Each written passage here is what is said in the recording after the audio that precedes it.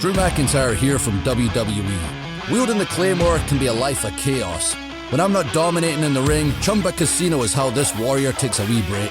With hundreds of online social games and new weekly releases, there's always something fresh to try. And those daily boosts, next level. Even my free time feels like Valhalla. So when life feels like a battle, kick up your feet, have some fun, and let's chumba. No purchase necessary. VGW Group. Void where prohibited by law. See T's and C's. 21 plus. Sponsored by Chumba Casino. If you work in university maintenance, Grainger considers you an MVP because your playbook ensures your arena is always ready for tip-off. And Grainger is your trusted partner, offering the products you need all in one place, from HVAC and plumbing supplies to lighting and more. And all delivered with plenty of time left on the clock, so your team always gets the win. Call 1-800-GRAINGER, visit Grainger.com, or just stop by. Grainger, for the ones who get it done. Season 7 of Sun Coaches Podcast is proudly brought to you by Titan Sensor. Season 7. That was my number in high school, so maybe this will be lucky for us. We'll see. You know, I've learned over time that when somebody's talking about something you really don't want to talk about, you just can always throw in there, hey, I knew this guy once, and then just pretty much make up whatever you want to, and they won't listen to it. They'll get off track, and you don't have to talk about the uncomfortable thing anymore. Coach, like we do every week, tell everybody where you grew up and where you're from. Sun Coaches Podcast, where not everybody has a funny story, but everybody has a story. Hope you enjoy Season 7 of Sun Coaches Podcast. Sun Coaches is proud to partner with Titan Sensor for Season 6 and 7. Titan is made in the USA, proudly founded and based in Texas. When you connect with Titan, you are not alone. You can collaborate and share templates with other coaches across the country to build reports and foster competition. Used by programs such as State 6A, Georgia State Champion, Grayson High School, Titan can tailor a package to fit your needs. The eye in the sky never lies. Improve your team's performance with Titan. Welcome to Sun Coaches Podcast, Season 7, and I'm very excited tonight to be joined by the head coach at Duluth, Coach Cam Jones. Thanks for being on with me. Absolutely. I'm looking forward to it. Well, Coach, just like I start them all, where'd you grow up? Where are you from? Where'd you go to school? Yeah, absolutely. So I'm originally from right outside Charlotte, North Carolina. I grew up in a town called Weddington, who's actually a pretty prominent football team and program now.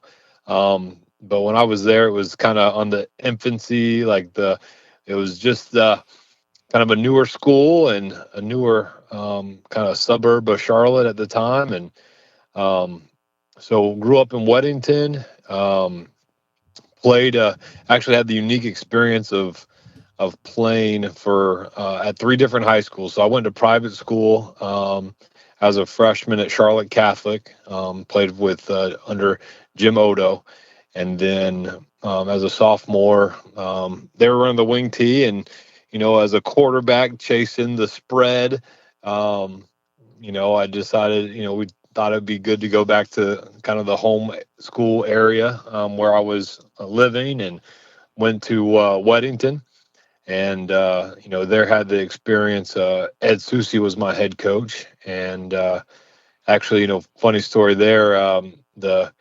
I think, Tino Sinceri was which is his dad, Sal Sinceri, is a NFL and college D-line coach. But Tino and I played quarterback at Weddington, and we actually both ended up leaving after our junior year. He ended up going to Pittsburgh Catholic, and we moved kind of across the county, went to Porter Ridge High School, and played for Bill Geiler, who was leaving Independence High School, which at the time had the longest public school win streak in the country.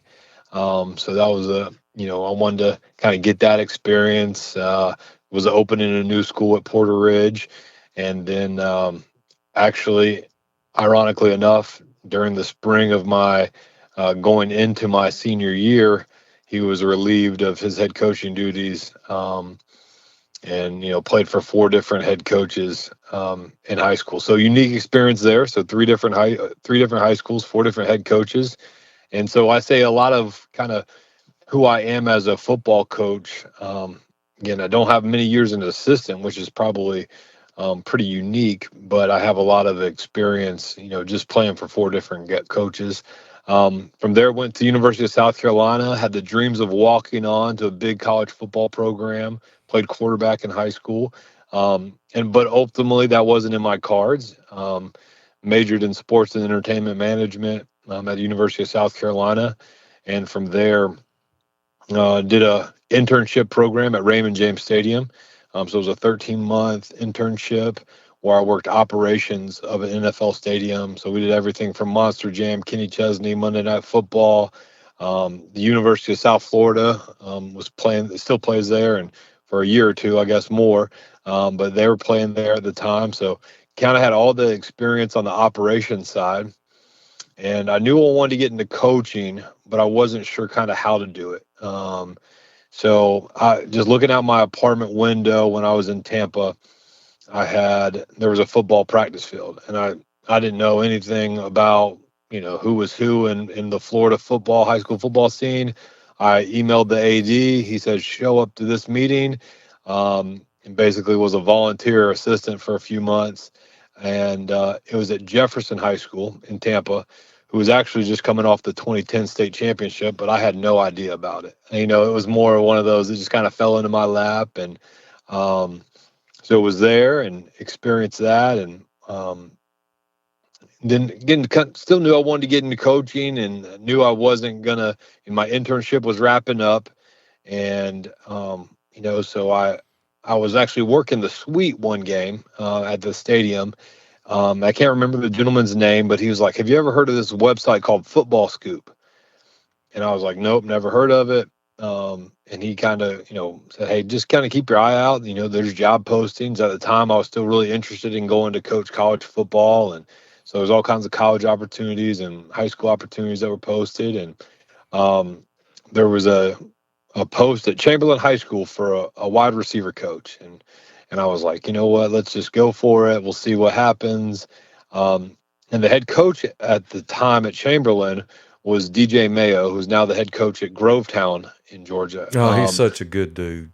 He's my guy. He is a guy that I'd stand on the table for, that, I think the world of him. And he taught me so much about discipline and accountability and how to run a program, and never bend the standards. I tell our kids all the time, we had a young man that had 13 Division I offers and would have had 33 if his GPA was a little bit better. But I remember him, like his junior year, we probably had to bench him 4 or 5 different games, just because he wasn't doing what he was supposed to do in the classroom, whether it be academically or behavior or whatever it was. And he never bent the knee to anyone, and just kind of and stayed true to his values and what he believed in and running the program. And so from there, I was working with him, and I remember the interview. I remember walking down the hallway, and I was like, I think it went well. It pretty much offered me the job, and I didn't know how hard it was as a high school coach in Florida to find assistants, and I was willing to do it for next to nothing, and didn't care about it. I didn't have any care about what the supplement was or anything like that. I was just excited to coach ball. And so I spent a year coaching receivers, and I was a JV offensive coordinator. And we were in a situation where I think it was just him and myself were the only 2 coaches in the building. Then we had a handful of community coaches that would help us out. And then going into the summer of year 2, he got an opportunity to go to, was it Warner NAIA school to coach college football. And so at the ripe age of 24, I had the opportunity to interview, and I ended up getting the head coaching job. So after 1 year as an assistant football coach, I was a head football coach in Tampa, Florida, at Chamberlain High School. And for me, it was like I didn't know what I didn't know, and what I lacked in knowledge, I made up in intensity. And so that was kind of drinking, it was like drinking water through a fire hydrant, if you will. Learning on the job, took my bumps and took our lumps, and we did everything. Again, I had the opportunity to make it my own. And from there, was there for 2 years. And then while I was in Tampa, I met my wife, and she was in law school at the time, and I'd been the head coach for 2 years, and that's around the time the article that came out on Football Scoop and talked about how many coaches in Georgia were making 100,000. I don't remember the number at the top of my head. It might have been like 16 or 20 at the time. And I was like, man, that sure beats, teaching all day, I think I was making $2,800 as a head football coach. And, I was like, man, so my wife's from Georgia. This article came out, and my parents were about to move to Florida and just to come to watch the games and be around see me coach and that kind of stuff. I was like, hold on, we might be moving to Georgia. And, I remember coming up here to a Glazier clinic, trying to meet people and, just trying to, I think I had one interview kind of at the Glazier clinic, and it was for assistant coach position, I think at Marietta at the time. And I don't remember, the teaching job didn't pan out or whatnot, but I remember coming back, and I think and I don't remember how I picked, but I remember I sent 2 emails to Andy Dyer at Archer and Keith Maloof at Norcross. And Norcross at the time had won it in 12 and 13, and I'd watched them on ESPN, and I was a little bit familiar with them. And Keith Maloof had me on the phone Monday morning, and I remember him telling me, just a little bit about their budget and operating and kind of how everything worked up here. And I was like, pretty blown away. And I was like, man, this is the closest thing to college football, and, that I was going to get at the time. And I was like, just Georgia takes football just so differently than what I was experiencing. And so I came up, I interviewed over spring break. When I had spring break down there, came up, interviewed, and joined Keith Maloof's staff as a 9th grade assistant. So leaving a head coaching job, and got up here, moved to Swanee, and coached at Norcross for a year. And I knew I wanted to get back into being a head coach. And I wasn't really, still navigating as we were talking about earlier, just kind of, learning about the VIN and different things. And probably at the time I didn't understand what save your stamp meant until I, like I do now.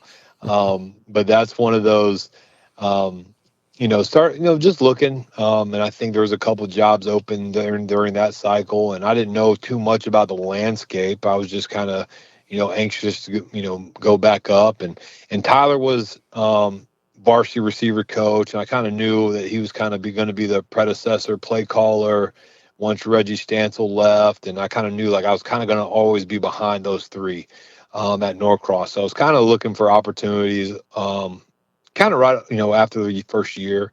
Kind of got into summer, and Jim Schofety, he was actually teaching at Norcross, and we kind of connected. And he was actually coaching, I believe, at Marist at the time. And he was like, hey, have you ever thought about, I think Lakeside DeKalb had opened up pretty late, and I was kind of, maybe I'll throw my hat in there. I didn't know anything about, DeKalb or Gwinnett. It was just, I was a new guy up here and anxious to get a head coaching job again. And so Lakeside DeKalb opened late, and I was like, well, I'll just shoot my stuff over there and see if anything bites. Or, was a little bit naive to the process in Georgia and how competitive coaching positions were, and got an opportunity. Actually, before that, we actually started going into summer workouts, and I remember. Hey, it's Cole Swindell. After I give everything I've got to land a perfect vocal, I usually take 5 before jumping into the next track. And I've learned exactly how to recharge in that time. Some folks grab coffee. I hit a quick good luck spin. Next thing you know, the break is just as fun as laying down the track. A better break makes for a better take. Need a break? Let's chumba. No purchase necessary. VGW Group. Void where prohibited by law. 21 plus TNCs apply. Sponsored by Chumba Casino. I remember emailing they had an interim principal at the time. And I was like, it's so late. I'm just going to go ahead and tell them, thank you, but I'm already, I'm going to sink my teeth in here at Norcross and keep pouring into this. And see what happens next cycle. It just became so late in the cycle. I was like, I'm not going to be able to implement anything. I think it was going into dead week, or right about there. And I remember we were actually going out of town.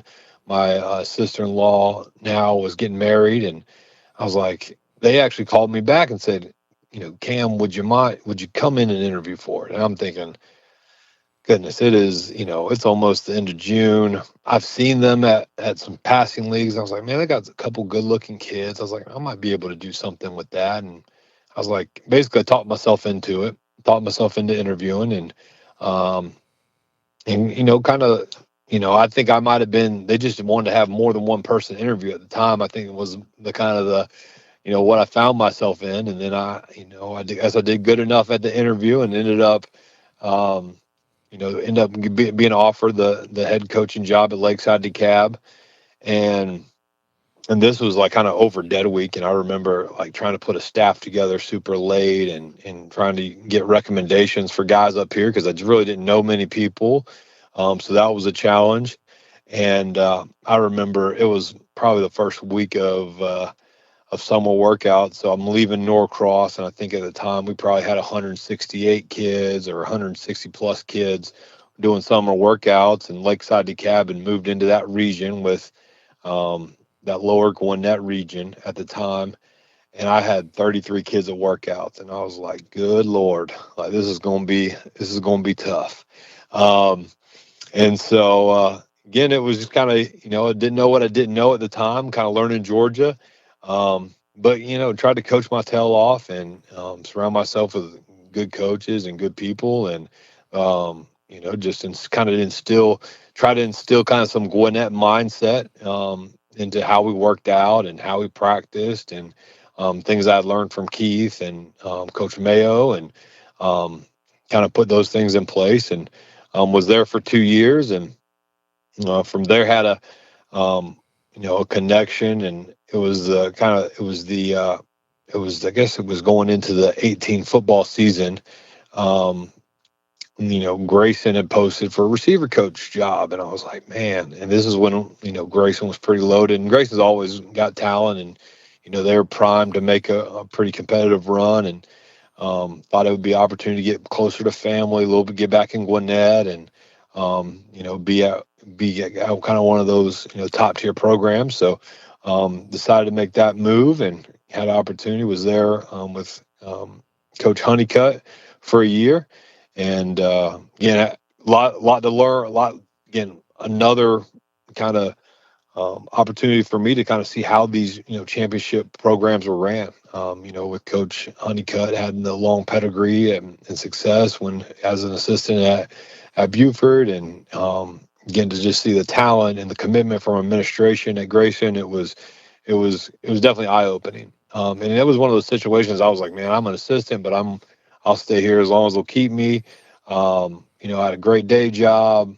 I was in PE, coaching receivers, enjoyed having a position group and doing that again. And, we made the third round of playoffs. Coach Honeycutt takes I think it was the Villa Rica job.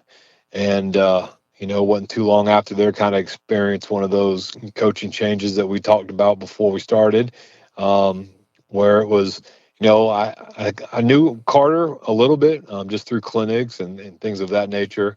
But ultimately, how everything fell out, it was ultimately they needed the spot, and kind of learned that the hard way, maybe a little bit naive on my end, kind of going through that.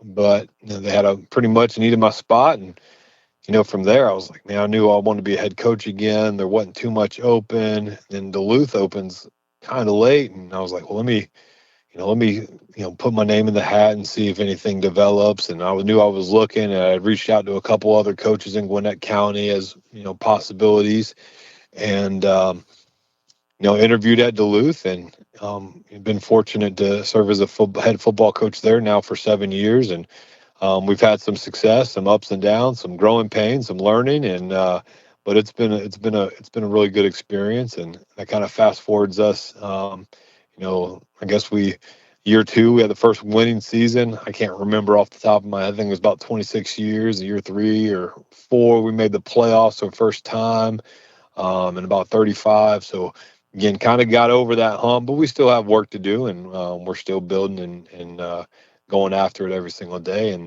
And now we're sitting here in year 7. So it's the longest I've been anywhere, but it's been, Duluth's got it's a unique place. It's a good, mix, and you got, it's just a good feel at the school, if that makes sense. There's a lot of people, a lot of teachers that want to be there, that believe in the culture of the high school. And it's kind of one of those older campuses in Gwinnett County. But it's a special place, and administration's been good, and my athletic director's been fantastic. So that's kind of where we're at today. Man, that's a lot to unpack. That's awesome. Yeah. And here, I got something for you. This is what's so great about the coaching profession, all right? Especially in the state of Georgia. All right? You played with Sinceri. Yeah. Right? I'm going to have to put you in touch with the principal at Temple High School, Seth Rogers. Okay. He's married to his cousin. Is that right? Yeah, his Sal is her uncle. Okay. All right, so there's that. All right, Jim Shofty is one of the best humans I've ever met. Absolutely. Talk to him all the time. DJ Mayo, we got him down in Orlando because him and Coach Thompson are big buddies. Met him. He was on the podcast earlier. One of the finest human beings I've ever met. And now he's at Grovetown, my home stomping grounds, where I grew up. And Cut's my guy. Yeah. So all those people you just named, I sent them the text this morning that said, "Hey, good morning, have a great week, and let me know if you need anything, doctor." So that's, how awesome is that? We're actually 7 degrees of Kevin Bacon away from having coached together. That's right. Basically, we've coached together. Yeah, I mean, I might as well have been your offensive line coach. Absolutely. Well, that's awesome, man. So when you were in high school, did you just play football, or did you play anything else? So I played basketball, ran track, and played football. And then I stopped playing basketball going into my senior year. We had a couple kids move in, and we're probably all too familiar with the transfer process, but we had a couple private school kids move in. I saw my playing time was going to be pretty bleak, so I joined the student section going into the senior year. But yeah, ran track, did hurdles, and then played basketball and played football in high school. So when you went to South Carolina and you got your degree in sports management or whatever, you were still within the realm of coaching and being involved in athletics. Did you have any aspirations then of coaching and just didn't want to teach history in high school? I mean, what was your thought process? Yeah, so that was definitely I didn't want to be a teacher. I think it was just more of a stigma. Like, I didn't want to, everyone says teachers don't get paid enough, and there's definitely some truth to that. But I think I was just afraid of that aspect of it, right? Like choosing a profession where you're not going to have financial stability. And so there's a lot of resistance on my end from doing education. So I did sports entertainment management or sports management. So we learned like everything from negotiation, a sports law class, to we had my senior year, we had to put on a 5K and do a fundraiser for a nonprofit. And so basically kind of like the back end, the operations side, a little bit of marketing, all of sports and entertainment. So, you have something to fall back on if this doesn't work out. Yeah, absolutely. No, I always ask everybody, because I'm like, what in the world did you decide to do this for when you could have majored in anything? And you did. You majored in something else. So that's right. Very unique path to get there. Yeah. And I guess in Florida, the route to being certified as a teacher probably isn't as, I'm not going to say as rigorous, but you obviously you don't have an education degree. So correct. Getting certified as a teacher, I guess you just took the test and. Yeah, so they had something in Florida called ACP. It was Alternate to Certification Program. So like TAP. So similar, yep. So I had to take basically like Saturday courses for about a year, and basically every 6 weeks the course would change, and kind of like an accelerated program. So went through that process there. And then when I came up here, I was Reciprocity. certified in, yeah, it's correct. So I was certified in special education biology. And so I was special ed biology, and I taught environmental science at Norcross. And I knew kind of coordinators and head coaches, we're going to get opportunities in physical education. So winter break of my first year up here, I went and got certified in physical education. And then I think, I guess year 2 probably at Lakeside DeKalb, so got a PE spot there. Went ahead and got my master's from Georgia Southern, and then this past year I just finished my specialist from Valdosta State.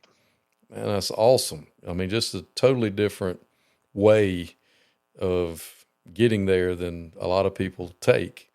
No question. And that's something that fascinates me about doing this and talking to a bunch of you guys is there's just so many different ways to skin the cat and so many ways to get to where you're trying to get to, and everybody's path isn't the same, but ultimately you end up being one of the top 35 under 35 in our profession. I know you got recognized for that at some point in time. Yes, sir. So that was, I guess that was after the 22 season, I think it was a 23 class, recognized by American Football Coaches Association, which is very blessed for that recognition and that process. And that was, again, a lot of credit to just kind of our turnaround at Duluth. We kind of turned the corner with the couple winning season and the playoff appearance, and kind of ended some droughts right there. And again, that was been pretty, and we met a lot of great guys through that experience, and fortunate to be. I think in that class there was only one other high school coach that was selected. Again, in fact, there's a couple guys that are Power 4 coordinators and a group of 5 head coach in that group as well. So guys that have done really well, since 3 years ago. So, but yeah, a great experience there. Yeah, that's awesome. I remember seeing that, and I was like, all right, this guy's he's going to be legit. Some of us old guys still keep up with stuff like that, and I'm like, okay, he's going to be all right. But hearing you tell your story and who you started out under just makes a lot of sense, because DJ Mayo is one of the best that I've met. Just, I'd cut my young and loose with him anytime. Absolutely. I think that's something to be said from coaches when you say, like, I let my son play for him. And Coach Mayo is definitely right up there. Well, Coach, I'm from Columbia County, and I can tell you the job that he's doing at Grovetown right now is beyond exceptional, because the odds of them being able to win at football there. Hey, it's Bubba Wallace from 2311 Racing. You know what feels like forever? Sitting on a plane waiting for takeoff. Good thing I've got Chumba Casino. With daily boost and social casino games on tap, this is the kind of fun that makes time fly. Why not turbocharge your downtime? Play now at ChumbaCasino.com. Let's Chumba. Sponsored by Chumba Casino. No purchase necessary. VGW Group. Void where prohibited by law. 21 plus. Terms and conditions apply. In a place that doesn't care anything about football is very low.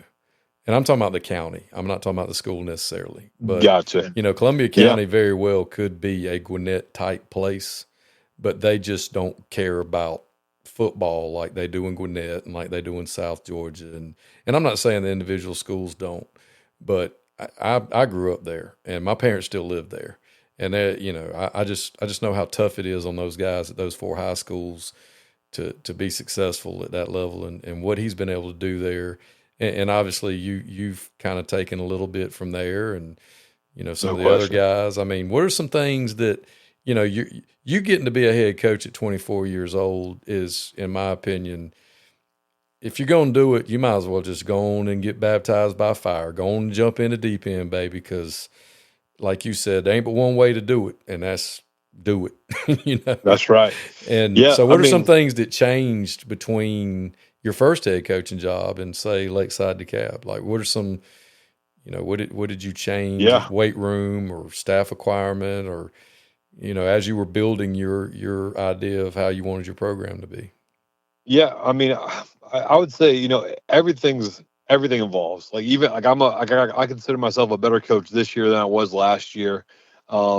and I'm definitely probably a far better coach than I was when I first took over places.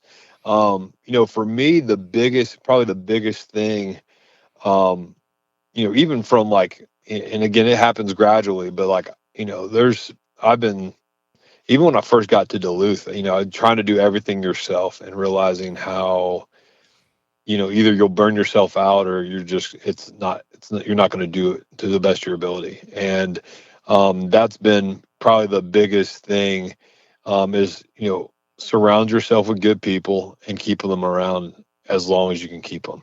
And that's kind of like my mindset as an assistant, when I was an assistant, although it's only been a handful of times, and I've been a head coach, again, the majority of my career, which seems crazy to even say, but, just keep adding value and make yourself irreplaceable. And that's the kind of mindset that I took every time I took an assistant job. And then, just for me, the power, whether you say delegating or empowering or whatever buzzword you want to use, like that's the biggest thing for me, even to this year, is kind of like, I got to do, like if I got to get my max capacity out of my assistant coaches, in a good way. And I'm not like, I'm a family first, like I'm a dad first. I'm like, I had dinner with my daughter. I gave him bath tonight. Like that is like, I'm a dad first. And like, if any coach has a conflict with family, I say family first is my response. And I truly believe that. I don't want to give coaches a hard time if they got a family event or a conflict that comes up. But I think, just surrounding yourself with quality assistants, empowering them, the saying, in God we trust, everyone else we check. Like that's like, so there's some truth to that. Like I want to make sure, like, can we get this done at a high level? But at the same time, like if you don't, you'll just burn yourself out. And for me, like I've been the guy to run the weight room, call the offense, be the head coach, and done it all.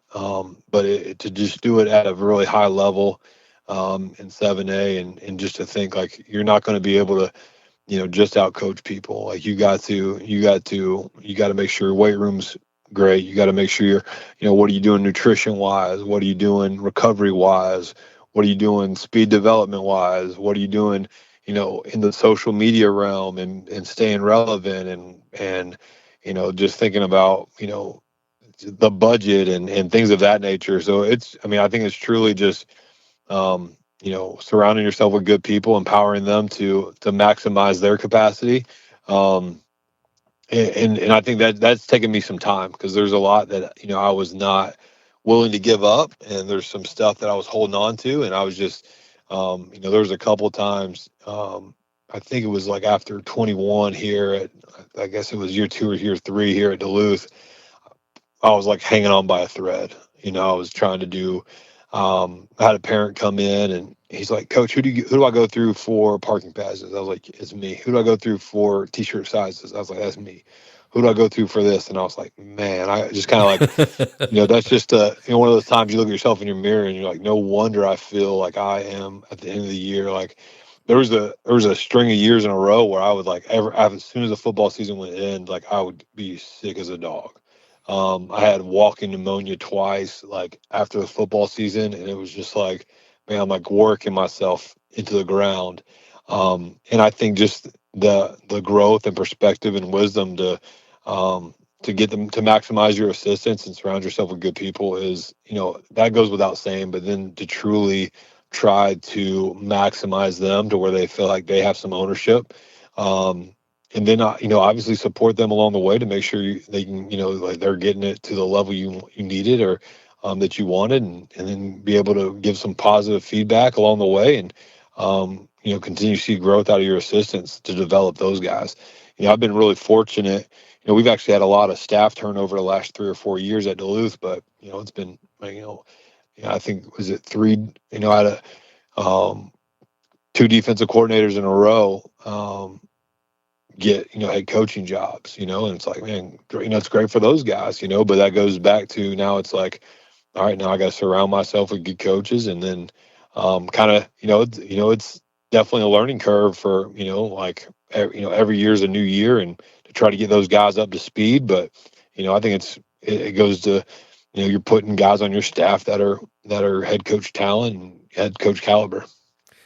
Yeah. What's some of the things that when you took over at Duluth and you said, it was so long since they had a winning season and so long since they'd made the playoffs. When you came in, what were some things that you were like, all right, I got to get this fixed. I got to do this, to institute your vision besides surrounding yourself with quality assistants? What were some nuts and bolts type things that when you came in, you were like, all right, I'm going to come in here and do what hadn't been done? Yeah, so I think the first step, and I think I heard Rick Darlington say this many years ago. He says, if they won't give you a weight training class, don't take the job. And getting all your players into one period, that was kind of like, because now the admin needs to be on board, right? And so that was when I first got there. I remember saying a couple of things. Got to have a weight training class.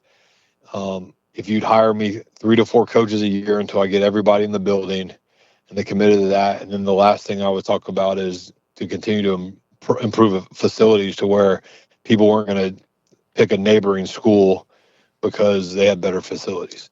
And I remember those 3 things distinctly, kind of in like that first, that final round of interviews, slash you kind of been offered the job, was like, hey, this is kind of what needs to take place.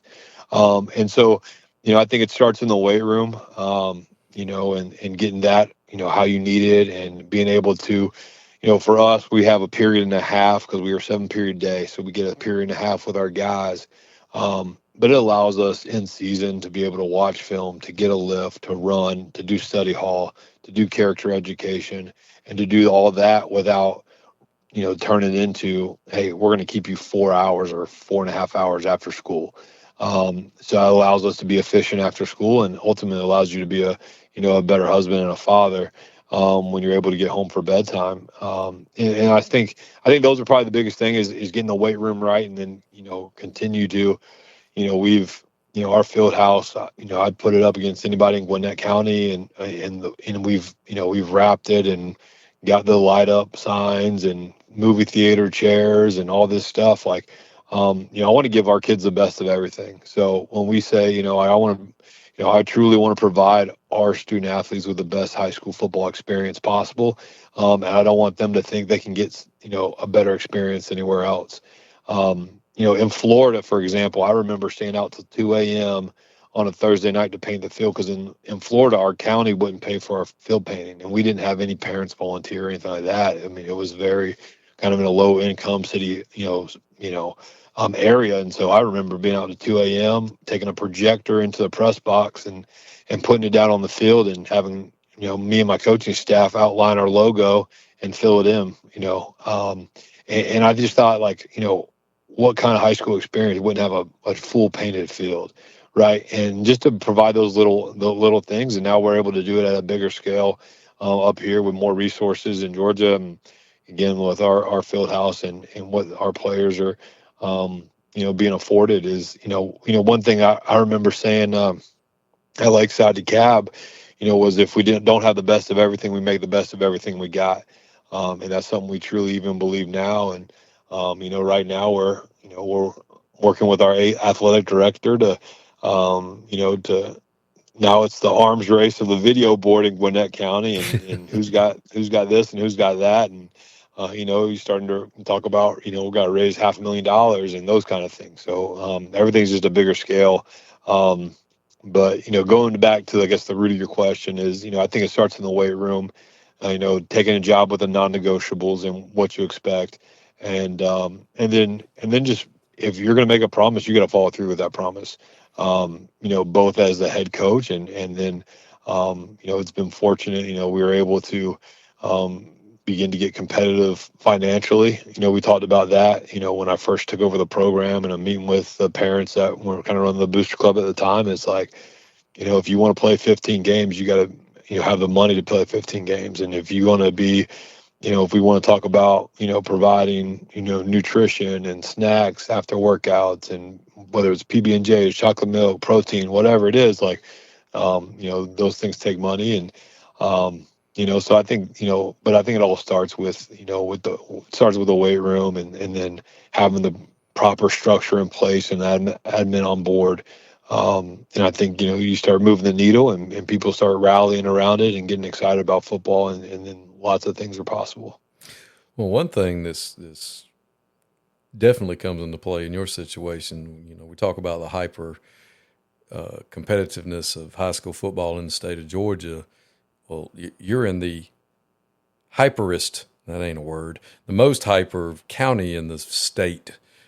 So you're in a microcosm of how you have to stay relevant. You've got to promote your program. You've got to market your program. You've got to recruit your roster because you're in Gwinnett County. And it's known nationwide that it's one of the best counties for high school football in the state of Georgia. And not being at a traditional, Parkview, Brookwood, Buford's in Gwinnett County, but it's not part of Gwinnett County schools, but everybody knows where it's at. You're having to deal with that year in and year out. And, no question. And providing that experience for those kids, like you said, it takes more than just let's talk about it, Absolutely. I mean, when it comes time to slap leather, somebody's got to cut a check. That's right. And for you to be competitive, I mean, I'm sorry. I'll just call a spade a spade. I've never coached up there. I'm not going to. I hate Atlanta. But yeah, if you're gonna get in there and be a big dog, then you're gonna have to do big dog things. You can't just Absolutely. talk about it. And your vision and coming in there and I've watched over the years, over the past 7 years, how you market that program and market your kids is just a testament to you wanting to provide. Hey, it's Bubba Wallace from 2311 Racing. You know what feels like forever? Sitting on a plane waiting for takeoff. Good thing I've got Chumba Casino. With daily boost and social casino games on tap, this is the kind of fun that makes time fly. Why not turbocharge your downtime? Play now at ChumbaCasino.com. Let's Chumba. Sponsored by Chumba Casino. No purchase necessary. VGW Group. Void where prohibited by law. 21 plus. Terms and conditions apply. Had a good experience for them. Absolutely. And like you said, it goes, everything from making sure you got, we came and I think our first year we did our college tour, right? And we went to, I don't remember how many, it was like 5 or 6 states and all these schools. And it's like, man, if you go to Duluth, you're going to get this type of experience. And then COVID hit. And then I had a young family, my OC who does a ton of, Darren Sprague, who does a ton of work behind the scenes, really my right-hand man. He had a newborn and we kind of put it off. And then this summer again, we kind of kicked it off again, did the college tour again. And I think we hit 14 schools. So that's aware. But again, it's providing experience and having those, part of it too. It's like, man, there's time together and, both, we actually took a charter bus this year and where those kids are bonding and growing and bringing that team closer. And then not to mention, you have, getting your kids on campus and hey, Duluth's doing this for their kids. And I think that's a big deal. And then on top of that, it's like, yeah, we're going to have a camera guy come with us and make sure we're promoting it. And then do you have a camera guy for your 7-on-7 and all this stuff? So I think it's, I think you have to, we lean into it a little bit and I think we have to embrace it in the social media time and doing that kind of stuff. So, I think it's big because I think, like you said, it goes back to, are we providing the best possible experience? And I don't want our kids to think, hey, I could get a better experience anywhere else because I want to, again, provide our kids with the best. Yeah, and I think providing them with a good experience is at the heart of what our job is as high school coaches. We can't guarantee you we're going to win a state championship. There's only going to be 7 of those in the state of Georgia in GHSA or 8. And I can't guarantee you we're going to do that, but what we can do as coaches is guarantee that we're going to provide you with a good experience so that when they're our age, my age, your age, they look back and they go, man, I enjoyed playing high school football. And man, we got to do this and I got to go here. And, coach did everything he could to make sure we had. And, we don't get that right now from these kids, but they do come back and they will come back and be thankful of the experience that you provide for them. And to me, that's the most important thing is just because we can absolutely guarantee that they're going to have a great experience. Absolutely.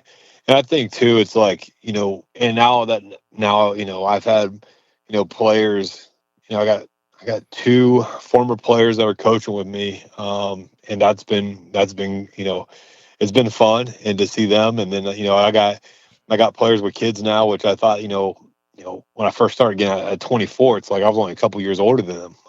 And now it's to see them, like again, I have adults that I've coached now, and it's to see that and to see them come back. And, and one thing we talked about too, just that even at Duluth, it's like, man, I want them to want to come back, and I want them to want to feel a part and want to be so proud of, of Duluth, and want to be, see our field house and be like, and I tell them like, we have nice stuff because you guys laid the foundation. And so that's cool to see, my college guys that come back and we'll get a lift in the weight room and do those kind of things. And, of course they're like, Coach, why didn't we have this when I was here? And I get that, but, I was like, this wouldn't be possible if you guys didn't come through and do the things that you did. And, I think that's big. And I think, too, we, when I talk about, we like so much of what we do, is, of course we want to win, and of course we're competitive, and we're coaching a game, and the goal is the 48 minutes on Friday night to find out those, to come out on top. But at the same time, there's so many life lessons learned. There's so many ways, I tell them, like, a couple of times this year, I've been like, man, I don't want to see you guys not living right when you guys graduate. Like, my goal is, I don't want to see you, flashing money and doing stuff that's illegal on your story or on your Instagram. It's like, that's not the goal. My goal is for you guys to be successful, for you guys to go ahead and be contributing members of society, be great husbands. Like, that's what I want to see. And that's the ultimate goal, is to have impact on this next generation. And, it's easy to lose sight of it for sure, especially in how competitive we are as coaches and as alpha males, that we want to get those wins on Friday night as bad as anybody. But, we talk about always improving, try to be the best version of ourselves. And that's true. Like, we talk about it every single day. And then again, every life we have a chance to impact and mold, again, that's a win. Oh, absolutely. Because this day and time, it's an everyday process. It's not, the average everyday person that doesn't work with teenagers doesn't understand that your starting quarterback could walk in the morning and not have stayed at his own house last night because something went on. He could get broken up with his girlfriend by second block. He could have a new girlfriend by fourth block. And everything's rosy and great by the time he gets out onto the field at practice. And they don't understand that's a daily occurrence. So preaching to them being the best version of themselves is something we literally have to do every day, because they're teenage boys. No doubt. And I mean, they're dealing with a lot more crap than we had to when we were their age. And that, I mean, even with you rattling that stuff off, it makes me think, man, like, maybe I need to make my game plan a little bit more simple this week. You know what I mean? Like, I'm like, golly, maybe we should shorten our menu a little bit, but, they can handle it. Yeah, but like, like, so much high school football is not being yourself. You know what I mean? Right.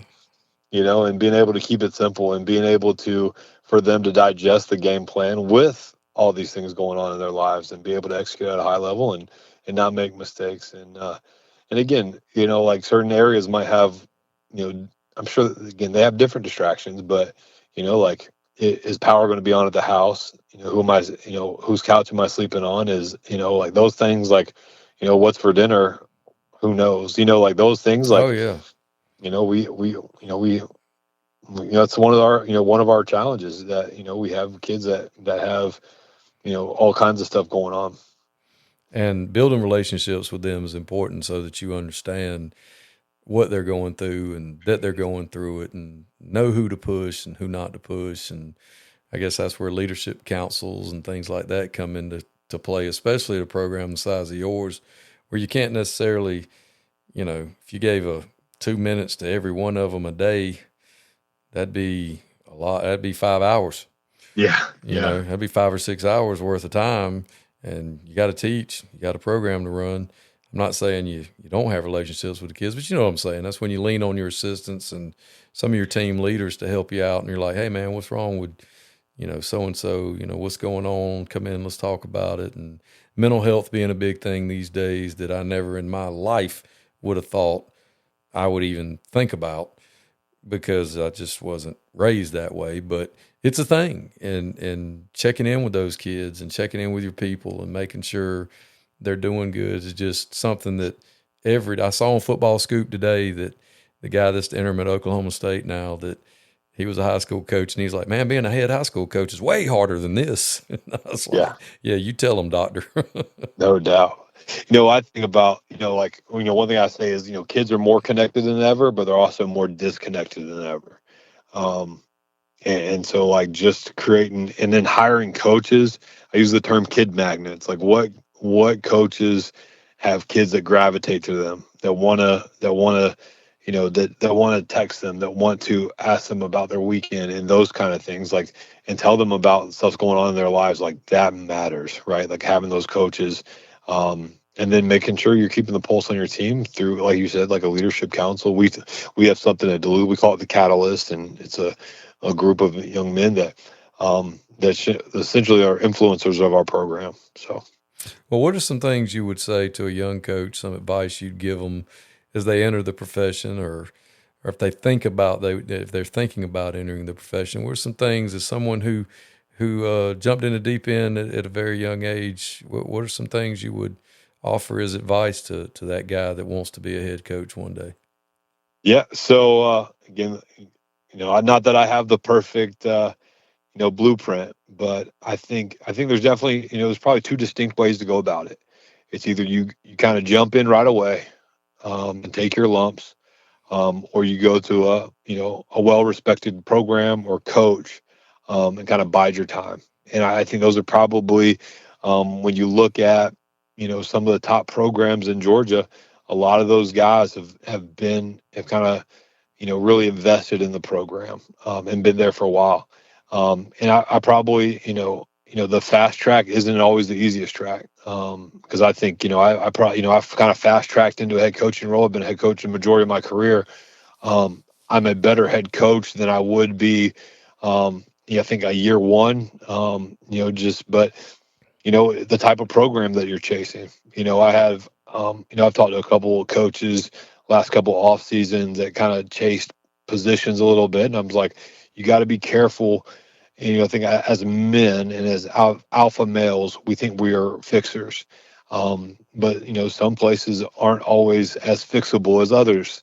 So don't be a Picasso with no paint. Like if you can't, like if you got all this talent, but you don't have anything or a framework to work or execute that talent, I think so it's definitely it's chess, not checkers. I think it's every job you take or think about taking, understand like what opportunities this job could provide, and then what's your ultimate goal. Because it's competitive as heck to get a head football job. Just experience that. Actually, we've referenced Coach Mayo.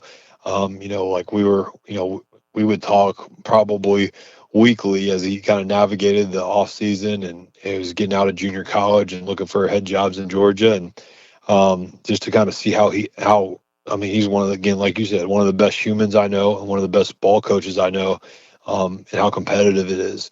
And I think relationships matter, who matters, and trying to be cognizant of, again, not the term burn bridges, but be, you got to be mindful of, I say too, like everything's an interview.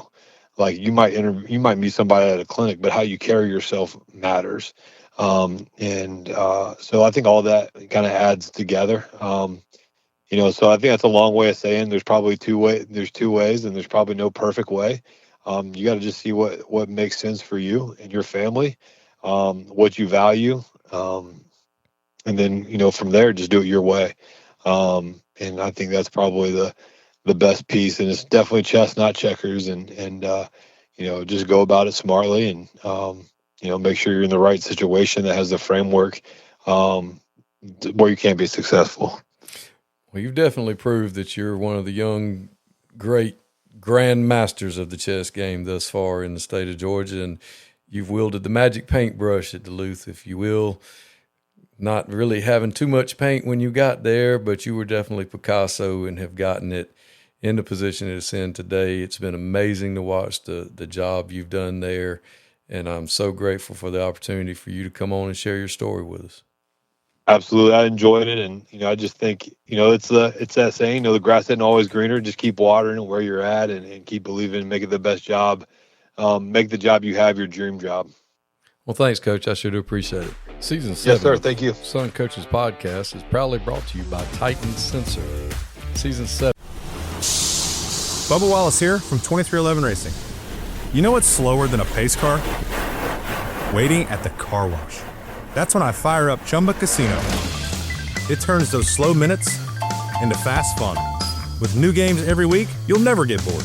Next time you're stuck in the slow lane, speed up with Chumba. Play now at ChumbaCasino.com. Let's Chumba. Sponsored by Chumba Casino. No purchase necessary. VGW Group. Void where prohibited by law. 21 plus. Terms and conditions apply. If you work in university maintenance, Granger considers you an MVP because your playbook ensures your arena is always ready for tip-off. And Granger is your trusted partner, offering the products you need all in one place, from HVAC and plumbing supplies to lighting and more. And all delivered with plenty of time left on the clock, so your team always gets the win. Call 1-800-GRANGER, visit Granger.com, or just stop by. Granger, for the ones who get it done.